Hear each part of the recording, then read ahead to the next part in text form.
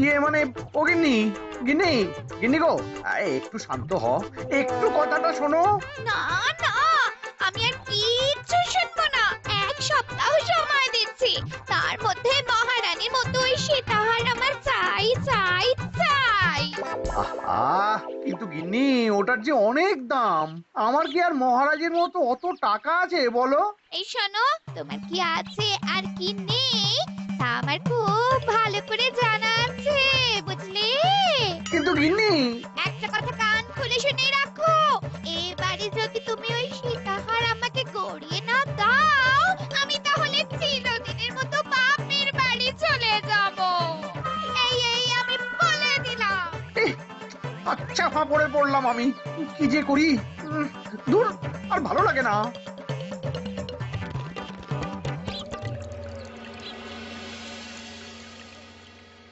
আজকে তোমাদের সকলের কাছে আমার একটা প্রশ্ন আছে। বলুন মহারাজ। আচ্ছা, ধরো তোমরা যদি এ রাজ্যের লোক না হতে, অন্য কোন রাজ্যের হতে, তাহলে তোমাদের কাছে কৃষ্ণনগর কেমন মনে হতো? মহারাজ, এক কথায় বলতে গেলে সমৃদ্ধ শক্তিশালী রাজ্য। বেশ, তা হঠাৎ এমন প্রশ্ন মহারাজ? আসলে বেশ কিছুদিন ধরেই আমি একটা কথা ভাবছিলাম। ঈশ্বরের দয়ায় আমাদের সবই আছে, তবু রাজ্যকে আরো শক্তিশালী ও অন্যান্য রাজ্যের সাথে সুসম্পর্ক বজায় রাখা একটা রাজধর্মে পড়ে। ঠিক বলেছে। ঠিক বলেছেন। বলি, তুমি কি এসব কথা কখনো ভাবো মন্ত্রী? হ্যাঁ মানে আগে রোজ না, কিন্তু কখনো সখনো বোধহয় ভেবেছিলাম। কবে শুনি? ইয়ে ওই তো কিছুদিন আগে, ওই সেদিন। এটা ঠিক কোন সেদিনের কথা বলছেন মন্ত্রী মশাই? যেদিন আকাশে ওই দুটো সূর্য উঠেছিল? তোমাকে সবকিছুতে ফোড়ন কাটতেই হবে না গোপাল, হ্যাঁ? কি আর করি বলুন, আপনার কষ্ট যে আর সহ্য হয় না। যাই হোক, মুদ্রা কথা হলো, এসব কথা মাথায় রেখে এখন আমাদের কিছু করা উচিত। কিন্তু কি করা উচিত সেটা আমি ঠিক বুঝতে পারছি না। এই একটা করে রসগোল্লা খাওয়ালে কেমন হয়? এই, তুমি থামবে? মহারাজ, আমার কাছে একটা উপায় আছে। 10 দিনের একটা মিলন মেলার আয়োজন করলে কেমন হয়? খুব বাজে হবে। একটা মেলা কত ঝামেলার কাজ সেটা বোঝো? একেই কত খরচ, তার উপর আবার অনেক লোক। মোটেই না, এটা তো দারুণ বুদ্ধি দিয়েছো গোপাল। এমন কিছুই তো চাইছিলাম। দূর, আর সবকিছুই আমার বিপক্ষে মনে হয়। দিনটাই খারাপ, আমি বরং চুপই থাকি। তাহলে সবাই শোনো, এক সপ্তাহ পর কৃষ্ণনগর এক বিরাট বড় মিলন মেলার আয়োজন করছে, আর তার জন্য লোকজনকে নিমন্ত্রণ করার কাজ দেখবে গোপাল। যথা আজ্ঞা মহারাজ। আর মন্ত্রী, ভালো করে শুনে রাখো, মেলা প্রাঙ্গণ সাজানো, ঠিকঠাক নিরাপত্তা, এসব তোমার দায়িত্ব। আচ্ছা, কিন্তু বলছিলাম যে সবকিছু ভালো করে করতে গেলে খরচও তো। ওসব নিয়ে তোমাকে চিন্তা করতে হবে না। যত খরচই হোক আমাকে বলো, আমি দেব। আরে বাস, তো দারুণ ব্যাপার। এই ফাঁকে যদি কিছু আমারও লাভ হয়ে যায়, তাহলে গিন্নির গলার হারটার কিছু একটা করতে পারবো। বেশ, তাহলে প্রত্যেকে নিজেদের কাজ শুরু করে দাও।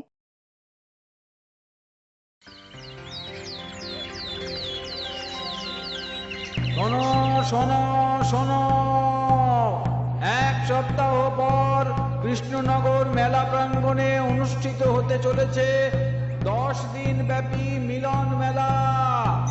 সকল গ্রামবাসীকে এই মেলায় আসার জন্য আমন্ত্রণ জানানো হচ্ছে। শোনো শোনো শোনো।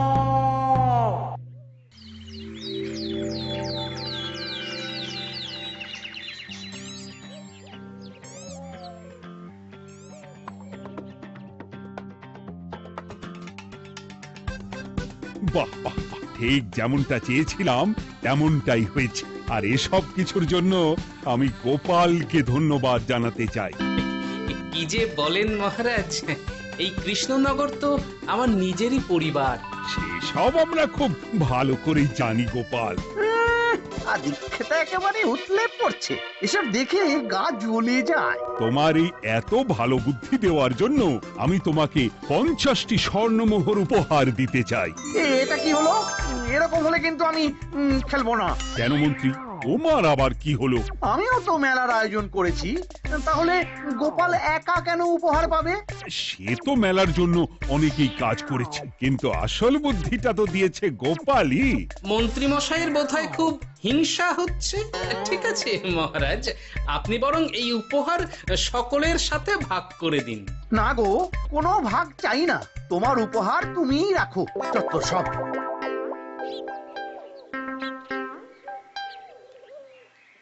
আমার কি এত খারাপ দিন এসেছে নাকি যে আমাকে গোপালের থেকে পুরস্কার নিতে হবে? অনেক হয়েছে। না না না, এবার আমাকেই কিছু ভাবতে হবে মনে হচ্ছে।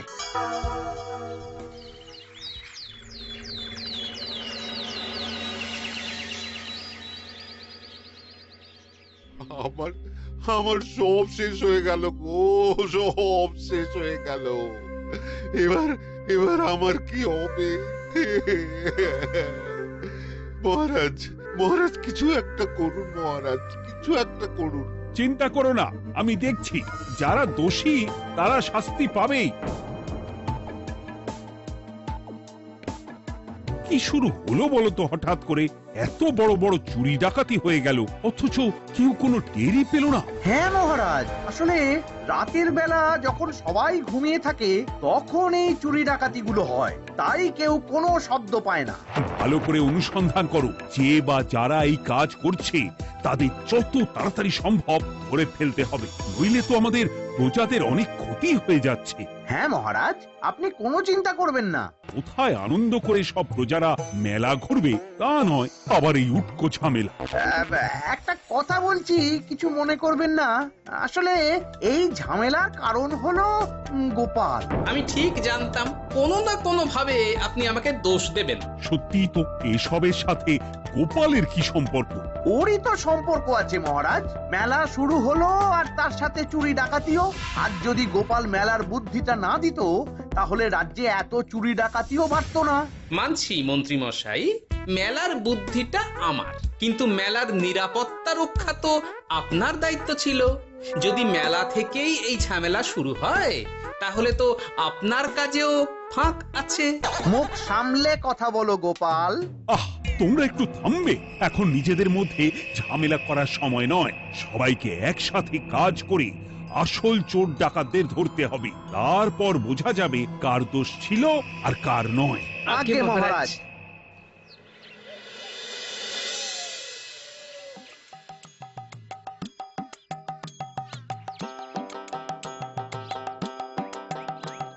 এই তো তুমি এসে গেছো।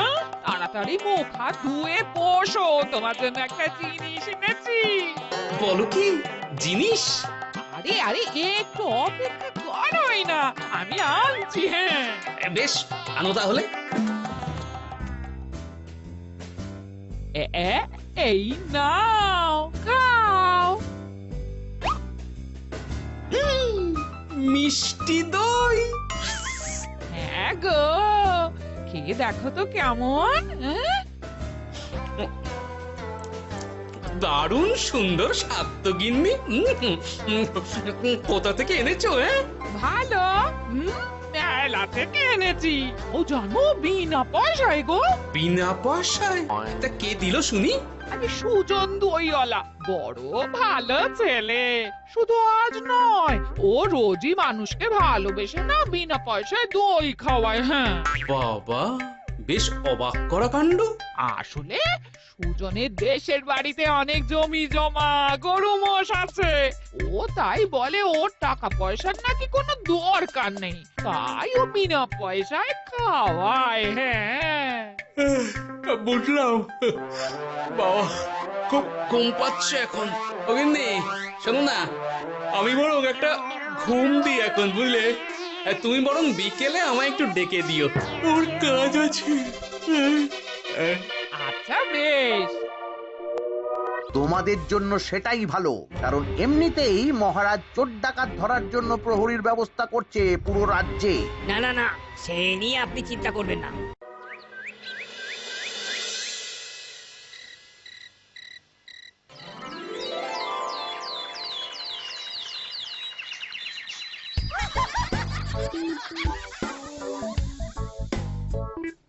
কই গো, ওরে আর কতক্ষণ ঘুমোবে? সকাল তো হয়ে গেল। সে কি গিন্নি, সকাল? তোমাকে যে আমি কতবার বললাম আমাকে বিকেলে ডেকে দেবে। তা বলি কবেকার বিকেল? গতকালে না আজকে? তোমার বুদ্ধিতে কি বলে গিন্নি? আমার বুদ্ধি নিয়ে কথা বলো, আগে নিজের ঘুমকে দেখো। গতকাল বিকেল থেকে ডেকে ডেকে গলা ব্যথা হয়ে গেল, কিন্তু ওনার ঘুম আর ভাঙে না। হতেই পারে না। পারে না? ওদিকে কাণ্ড দেখো, রাতের খাবার পর্যন্ত পড়ে আছে। হ্যাঁ, আজব কাণ্ড। যাই হোক, অনেক দেরি হয়ে গেছে বুঝলে, আমাকে এক্ষুনি রাজসভার জন্য বেরোতে হবে।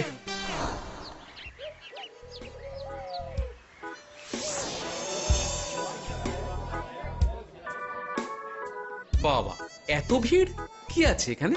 একটু কাছে গিয়ে দেখি তো। সত্যি সত্যি ভাই সুজন, তোমার হাতে জাদু আছে।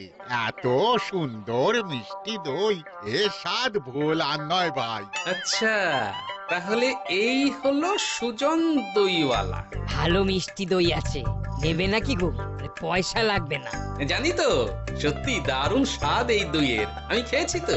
তবে আজ নেব না গো, কাল এসে নিয়ে যাব। আচ্ছা আচ্ছা আচ্ছা।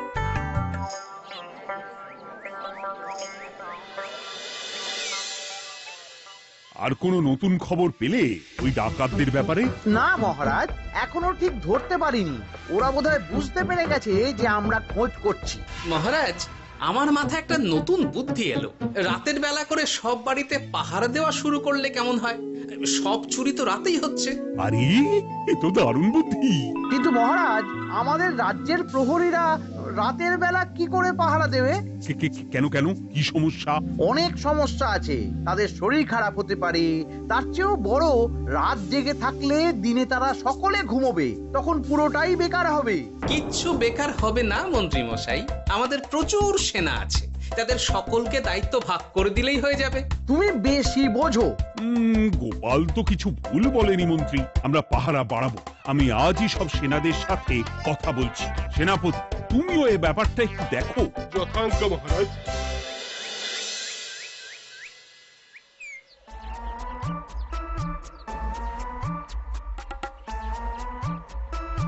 চোর ডাকাতদের ধরার জন্য যদি একটা সূত্রের হদিশ পাওয়া যায় তাহলেই কেল্লা ফতে, কিন্তু সেটাই পাওয়া যাচ্ছে না বলেই এত সময় লাগছে। আরে, ওটা মন্ত্রী মশাই মনে হচ্ছে না? আড়ালে দাঁড়িয়ে এরকম কার সাথে কথা বলছে? এবার আমি যা বলছি ভালো করে শোনো। আজ রাতে মেলার পিছনের দিকে যে মাঠটা আছে সেখানে চলে এসো। বাকি কথা ওখানেই হবে। এই জায়গা নিরাপদ নয়। বেশ রহস্যজনক ব্যাপার। মেলার পিছনের মাঠ বললো না? রাতে আমাকেও দেখতে হবে কি হয় সেখানে।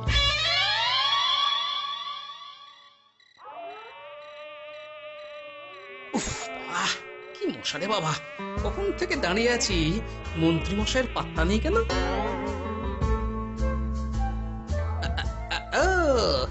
ওই তো চলে এসেছে। এই যে আমার সোনার হাটটা কই? হ্যাঁ, পই পই করে বলেছিলাম আমার ওটা চাই। আগে কি আর বলি বলুন তো, ওই হাটটা আমাদের দলের প্রধানের খুব পছন্দ হয়ে গেছে, তাই কোনোভাবেই ওটা দিতে পারলাম না। কি এত বড় সাহস! আমার বলার পরেও তুমি এরকম করলে? বড় ভুল হয়ে গেছে মন্ত্রী মশাই, এবারের মতন ক্ষমা করে দিন, আর হবে না, এই কথা দিচ্ছি। তোমাদের জন্য সেটাই ভালো, কারণ এমনিতেই মহারাজ চোর ডাকাত ধরার জন্য প্রহরীর ব্যবস্থা করছে পুরো রাজ্যে। না না না, সে নিয়ে আপনি চিন্তা করবেন না, আমাদের ধরা পড়ার কোনো সুযোগই নেই, কারণ যে পরিমাণ ওষুধ আমি আমার দইতে মিশিয়ে দিই সেটা একবার যে খাবে মরার মতন ঘুমোবে। বাহ বাহ বাহ, সে তো খুব ভালো। করো করো। তার কোনো নতুন খবর পেলে? মেলা তো শেষের দিকে। হ্যাঁ পেয়েছি, পাশের গ্রামে বলরাম নামে এক বড় মহাজন আছে। পরশু তার মেয়ের বিশাল ধুমধাম করে বিয়ে। শেষ একটা বড় দান মারতে পারলেই আপনার আমার দুজনেরই শান্তি। আচ্ছা, এই ব্যাপার তাহলে, হ্যাঁ? এসব কিছুর পেছনে মন্ত্রী জড়িত। এইবার বুঝতে পারছি কেন রাতের পাহারাতে ওনার এত আপত্তি ছিল। কিন্তু ওই লোকটাকে ঠিক আছে, এখন যাও, একটু সাবধানে কাজ করো আর আমার পাওনাটা ঠিকঠাক দিও, কেমন? সে কি সুজন দইওয়ালা? এবার আমার কাছে পুরো ব্যাপারটা পরিষ্কার হয়ে গেছে। না, কালই মহারাজকে সব জানাতে হবে, আর এদের হাতে নাতে ধরার জন্য একটা উপায় ভাবতে হবে।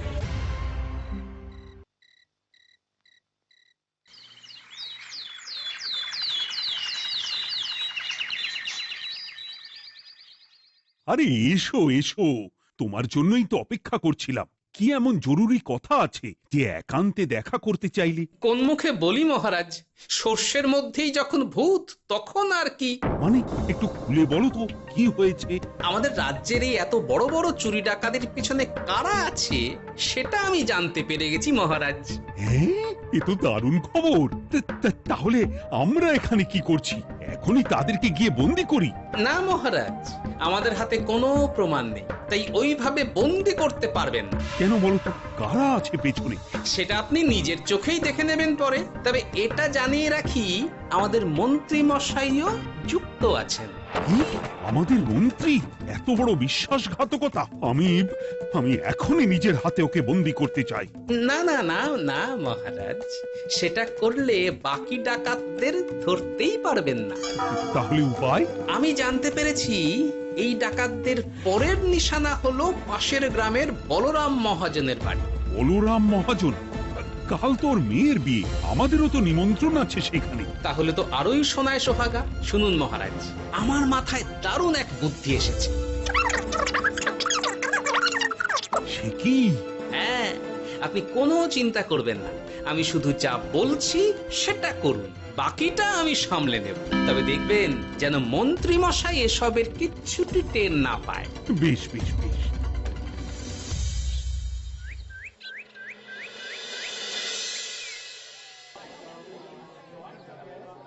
আর তো কিছুক্ষণ, এরপরেই তো সন্ধে নামবে। তোমার সবকিছু তৈরি তো? হ্যাঁ মহারাজ। আরে, মহারাজ আর গোপাল কানে কানে এত কি কথা বলছে? আমাকেও জানতে হবে সেটা। ওই যে আসছে মরকটটা, আমার আর ওকে এক মুহূর্ত সহ্য হচ্ছে না। মনে হচ্ছে গুদুম গুদুম করে ওর মাথায় গাঁটটা মারি। শান্ত হন মহারাজ, দয়া করে শান্ত হন আর একটুখানি। তারপর আপনি মন্ত্রী মশাইয়ের সাথে যা ইচ্ছে করবেন। ওর আমি বরং অন্যদিকে যাই, মুখ দেখলেই আমার মাথাটা গরম হয়ে যাচ্ছে। সেই ভালো। কি হলো ব্যাপারটা? যাই হোক, আর তো কিছুক্ষণ, তারপর আমার বিশাল লাভ হবে। বরং ততক্ষণ আমি পেট পুজো করি।